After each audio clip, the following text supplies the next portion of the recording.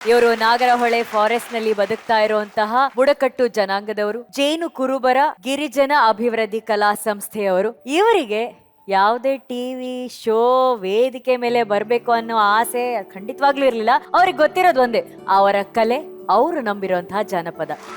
ಅವರು ಜನಪದವನ್ನ ಉಳಿಸ್ಕೊಳ್ಳುವಂತಹ ಆಸೆಯಿಂದ ಈ ರೀತಿ ಒಂದು ತಂಡವನ್ನ ಕಟ್ಕೋತಾರೆ. ತಮ್ಮ ಸಂಸ್ಕೃತಿಯ ಬೇರುಗಳನ್ನ ಉಳಿಸ್ಕೊಳ್ಳೋದಕ್ಕೆ ಈ ರೀತಿ ಹಾಡ್ತಾ ಅವರು ಜನಪದ ಕಲೆಯನ್ನ ಇವತ್ತಿಗೂ ಉಳಿಸ್ತಾ ಇದ್ದಾರೆ, ಬೆಳೆಸ್ತಾ ಇದ್ದಾರೆ. ಇವರಿಗೆ ಈ ರೀತಿಯ ಒಂದು ದೊಡ್ಡ ವೇದಿಕೆ ಸಿಗಬೇಕು ಅನ್ನೋದು ನಮ್ಮ ಮಹಾಗುರುಗಳ ಆಸೆ ಆಗಿತ್ತು. ಸತ್ಯ. ಮಹಾಗುರುಗಳೇ, ವೇದಿಕೆ ಮೂಲಕ ಇವರಲ್ಲ, ನಾವು ನಿಮಗ್ ಧನ್ಯವಾದಗಳನ್ನ ಹೇಳ್ತೀವಿ. ಯಾಕಂದ್ರೆ ಈ ಕಲೆನ ಮೊಟ್ಟ ಮೊದಲ ಬಾರಿಗೆ ನಮ್ಮ ಸರಿಗಮಪ ವೇದಿಕೆ ಮೇಲೆ ಪರಿಚಯ ಮಾಡಿಕೊಟ್ಟಿದ್ದಕ್ಕೆ ನಿಮಗೆ ಎಲ್ಲರ ಪರವಾಗಿ ಧನ್ಯವಾದಗಳು ಮಹಾಗುರುಗಳು. ಎಲ್ಲ ಕಲಾವಿದರು ಇಲ್ಲಿ ಮುಂದೆ ಬರಬೇಕು ಪ್ಲೀಸ್. ಅನುಶ್ರೀ ಮೇಡಮ್ನ ನಾವು ಟಿವಿಯಲ್ಲಿ ನೋಡ್ತಾ ಇದ್ವಿ, ತುಂಬ ಈಗ ಇಲ್ಲಿ ಹತ್ರನೇ ಎಲ್ಲರನ್ನ ನೋಡ್ತಾ ಇದ್ವಿ. ನಾವೊಂದು ಕಾಡಿನ ಜನ, ಮುಗ್ಧತನದ ಜನ, ಇವತ್ತು ಇಲ್ಲಿ ಒಂದು ವೇದಿಕೆಯಲ್ಲಿ ಬಂದು ನೋಡ್ತಿದ್ವಿ ಅಂತ ಹೇಳುವಾಗ ನಮಗೆ ತುಂಬ ಖುಷಿಯಲ್ಲ. ಇಲ್ಲಿ ದೇವರದ ಮುಂದೆ ಇದ್ದೀವಿ ಅಂತ ಹೇಳಲಿಕ್ಕೆ ನಾನು ಇಷ್ಟಪಡ್ತಾ ಇದ್ದೀನಿ. ಹಾಗೆ ನಂಗೆ ಆ ಭಾಷೆಯನ್ನು ಕಾಡು ಜೇನುಕುರುಬರ ಭಾಷೆ, ಇದೊಂದು ಜನಪದ ಒಂದು ಕುಣಿತ ಅನ್ನೋದು ನಂಗೆ ಭಾಷೆಯಲ್ಲಿ ಆಡ್ತಾ ಇದ್ದೀಗೆ. ಎಲ್ಲರಿಗೂ ಕೂಡ ಅದು ಖುಷಿಯಾಗಿದ್ದಕ್ಕೆ ನಾ ಮಟ್ಲನ್ನ ತಿಳಿಯಲು ಇಷ್ಟಪಡ್ತಾ ಇದ್ದೇನೆ. ಹಾಗೆ ನಂಗೆ ಮೂಲ ಬುಡಕಟ್ಟು ಜನಾಂಗದ ದೇವರ ಯಾವ ರೀತಿ ನಾವು ಜೀವನದಲ್ಲಿ ನಮ್ಮ ತಲೆಮಾರುಗಳಿಂದ ನಾವು ಯಾವ ರೀತಿ ವಾಸವಾಗಿ ನಾವು ಈಗಲೂ ಕೂಡ ನಾಗರಹೊಳೆ ಫಾರೆಸ್ಟಲ್ಲಿ ಇದ್ಕೊಂಡು ಎಲ್ಲರೂ ನೋಡುವಾಗ ತುಂಬ ಖುಷಿ ಅನ್ನಿಸುತ್ತೆ. ಎಲ್ಲ ಆರ್ಸಿಸ್ ಮನೆ, ಹಂಚಿನ ಮನೆ, ಬಿಲ್ಡಿಂಗ್ ಎಲ್ಲ ಕಾಣಿಸುತ್ತೆ. ಆದರೆ ಇವತ್ತಿಗೆ ಕೂಡ ನಾವು ಬದುಕುವಂಥದ್ದು ಬರೀ ಪ್ಲಾಸ್ಟಿಕ್ ತಾಟಲ್ಲಿ ನಾವು ಬದುಕ್ತಾ ಇದ್ದೀವಿ. ಹಿಂದೆ ನಮ್ಮ ಅಜ್ಜ ಇದ್ರು ಒಂದು ಕಟ್ಟೆ ಅಂತ ಬಿದ್ರದು ಬುಡದಲ್ಲಿ ವಾಸ ಮಾಡ್ತಾ ಇದ್ರು. ಅದ್ರ ಹಿಂದೆ ನಾವು ಹುಲ್ಲು ಪತ್ಕೊಂಡು ಮನೆ ಕಟ್ಕೊಂಡು ನೆಲದ ಮಣ್ಣಿನಲ್ಲೇ ಮನೆ ಮಾಡಿಕೊಂಡು ನಾವು ಜೀವನ ಮಾಡ್ತಾ ಬಂದು ಈಗ ನಾವು ಪ್ಲಾಸ್ಟಿಕಲ್ಲಿ ಬದುಕ್ತಾ ಇದ್ದೀವಿ.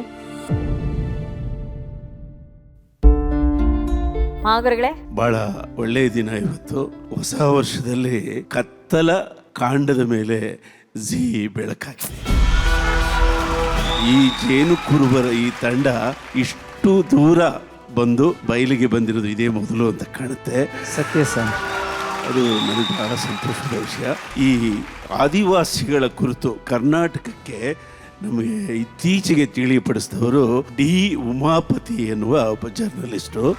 ಅವರು ತುಂಬ ತೀಕ್ಷ್ಣವಾಗಿ ಈ ವಿಚಾರಗಳನ್ನು ಬರೀತಾ ಆದಿವಾಸಿ ವಿಲ್ ನಾಟ್ ಡ್ಯಾನ್ಸ್ ಅಂತ ಈ ಸ್ಲೋಗನ್ನು ಅವ್ರ ಕಾಲಮ್ನಲ್ಲಿ ಬರೆದಿದ್ರು. ನಾನು ಅದನ್ನು ಓದಿದೆ.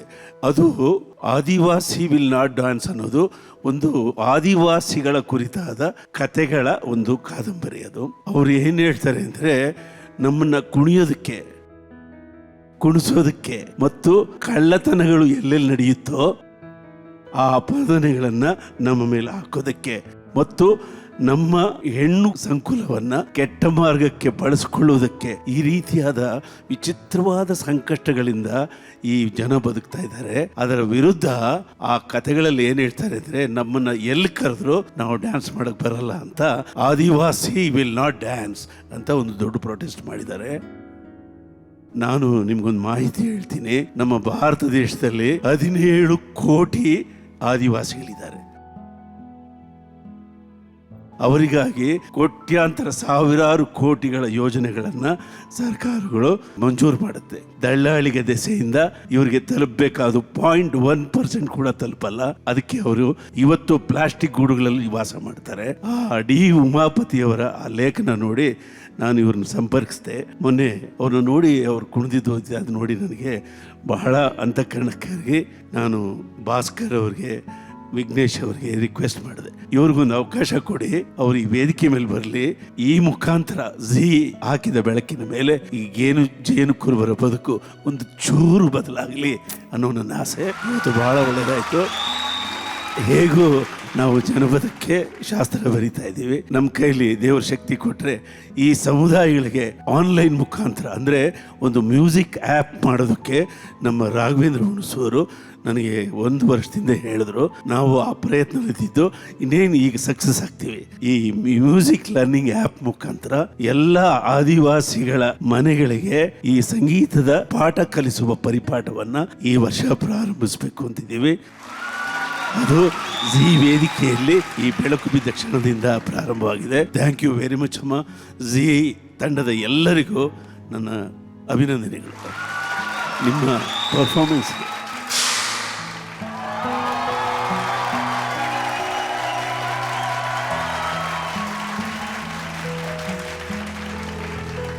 ತುಂಬ ಖುಷಿ ಆಯ್ತು ಸರ್. ನಾವು ಏನು ಈ ಥರದ ಒಂದು ಅದೇ ದೇವರ ಲೋಕಕ್ಕೆ ಬಂದಿದ್ದೀವಿ ಅಂತ ನಾವು ತಿಳ್ಕೊಂಡಿದ್ದೀವಿ. ಅಯ್ಯೋ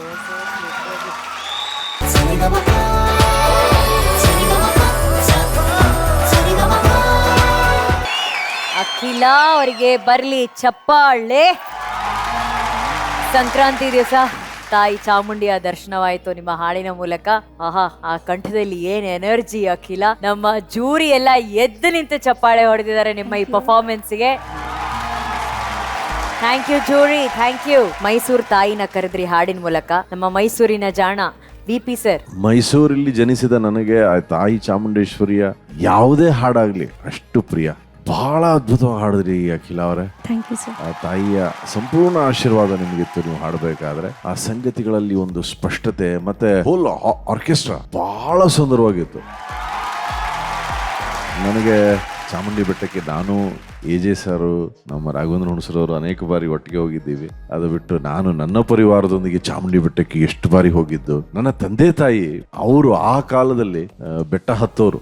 ಅವರ ಕೆಲವು ಪ್ರಾರ್ಥನೆಗಳನ್ನ ತಾಯಿ ಆಶೀರ್ವಾದ ಮಾಡಬೇಕು ಅಂತ ಆ ನೆನಪುಗಳು ನನಗೆ. ನನ್ನ ತಂದೆ ತಾಯಿ ಮೆಟ್ಟಲು ಹತ್ತಿ ಹೋಗಿ ಬಂದ ನೆನಪುಗಳು. ನಾನು ಬೆಟ್ಟಕ್ಕೆ ಅನೇಕ ಬಾರಿ ಹೋದದ್ದು, ಅಲ್ಲಿ ಕಚೇರಿ ನೀಡಿದ್ದು. ಈಗ ಕೂಡ ಅಲ್ಲಿ ಹೋದರೆ ಆ ತಾಯಿಯ ಸಂಪೂರ್ಣ ಆಶೀರ್ವಾದ ಎಲ್ರಿಗೂ, ಯಾರು ಭಕ್ತಿಯಿಂದ ಅಲ್ಲಿ ತಾಯಿಯ ಸನ್ನಿಧಿಗೆ ಹೋಗ್ತಾರೋ ಎಲ್ರಿಗೂ ಆ ತಾಯಿ ಅಷ್ಟು ಕರುಣೆಯಿಂದ ಎಲ್ರಿಗೂ ಆಶೀರ್ವಾದವನ್ನು ಮಾಡುವಂತಹ ಆ ಶಕ್ತಿ. ಆ ಮೈಸೂರಿನ ಚಾಮುಂಡೇಶ್ವರಿ ತಾಯಿನ ಕುರಿತು ನೀವು ಹಾಡಬೇಕಾದ್ರೆ ನನಗೆ ಮೈಸೂರಿನಲ್ಲೇ ಇದ್ದೇನೋ ಅನ್ನೋ ಒಂದು ಸುಂದರವಾದ ನೆನಪು. ಥ್ಯಾಂಕ್ ಯು ಸೋ ಮಚ್ ಅಖಿಲ ಅವರೇ, ಬ್ಯೂಟಿಫುಲ್. ಅರ್ಜುನ್ ಸರ್. ಅಖಿಲ ಅವರೇ, ನನಗೆ ಅನಿಸುತ್ತೆ this is one of your best performance. ನೀವು ಹಾಡಿದ ಬಿಗಿನಿಂಗ್ ಆಲಾಪಿಂದ ಹಿಡಿದು ಅದರಲ್ಲಿ ಹಾಡಿದ ಸಂಗತಿಗಳಾಗಲಿ, ಹಾಡನ್ನ ಕಂಪ್ಲೀಟ್ ನಿಮ್ಮ ಕಂಟ್ರೋಲಲ್ಲಿತ್ತು ಈ ಸತಿ. ಆ ಟೋನು ನಿಮ್ಮ ಕಂಟ್ರೋಲಲ್ಲಿತ್ತು. ಲೀಲಾಜಾಲ ಆಗಲಿ, ಅಮೇಝಿಂಗ್ ಪರ್ಫಾರ್ಮೆನ್ಸ್ ಅಖಿಲ ಅವರೇ. ನೀವು ಖಂಡಿತವಲ್ಲೂ ನಿಮ್ಮ ಮನಸ್ಸಲ್ಲಿ ಬರೋದನ್ನ ಹಾಡೋ ಥರ ನೀವು ಆಗ್ಬಿಟ್ರೆ ಖಂಡಿತ ಒಂದು ಅಸೆಟ್ ಆಗ್ತೀರಾ. ಅದು ಒಂದು ಯುನೀಕ್ ವಾಯ್ಸ್ ಇದೆ ನಿಮಗೆ. ಆದಷ್ಟು ಬೇಗ ನಿಮ್ಮ ಜೊತೆ ಕೆಲಸ ಮಾಡಬೇಕು. ನನಗೆ ಆ ವಾಯ್ಸ್ ಭಾಳ ಇಷ್ಟ. ನಿಮ್ದು ಆ ಟೋನ್, ಅದರಲ್ಲೊಂದು ಫ್ಯಾಟ್ನೆಸ್ ಇದೆ, ಅದು ಬೇರೆ ಥರದ ಒಂದು ಟೋನ್ ಇದೆ. So just practice a lot. ನಿಮ್ಮ ತಲೆಯಲ್ಲಿ ಬರೋದು ಅದು ಹಾಡೋ ಥರ, ಎಕ್ಸಿಕ್ಯೂಟ್ ಮಾಡೋ ಥರ. Feel free to sing. ಇವತ್ತು ಅದಿತ್ತು. You felt so free to sing. ಎಲ್ಲೂ ಶೌಟ್ ಮಾಡಿಲ್ಲ, ಬಟ್ ಅದನ್ನು ಕರೆಕ್ಟಾಗಿ ಕಂಟ್ರೋಲ್ ಮಾಡಿದ್ರಿ. I think this was your best according to me. God bless you. Sankranti ಹಬ್ಬದ ಶುಭಾಶಯಗಳು. Thank you sir. ನಿಮ್ಮದು ಸಂಕ್ರಾಂತಿ ಹಬ್ಬದ ಶುಭಾಶಯ.